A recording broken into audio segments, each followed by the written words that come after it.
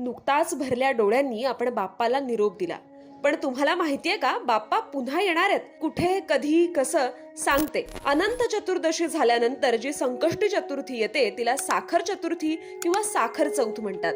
या चतुर्थीला हे गणपती बसवले जातात, म्हणून यांना साखर चौथीचे गणपती म्हणतात. हे गणपती 1.5 दिवस, 5 दिवस, 11 दिवस ते 21 दिवसांपर्यंत बसवले जातात.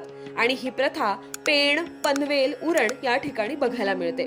आपण गणपती घरी असताना चंद्राचं तोंड बघणं अशुभ मानतो, पण साखर चौथीच्या गणपतीच्या वेळी चंद्राचं तोंड बघून आरती केली जाते. हे गणपती जास्त करून ज्यांना गणेश उत्सवात वेळ मिळत नाही अशा मूर्तिकारांच्या घरी, किंवा ज्यांना सोयर सुतकामुळे गणपती बसवता आला नाही, किंवा ज्यांचे नवस पूर्ण होतात अशा लोकांच्या घरी बसवले जातात.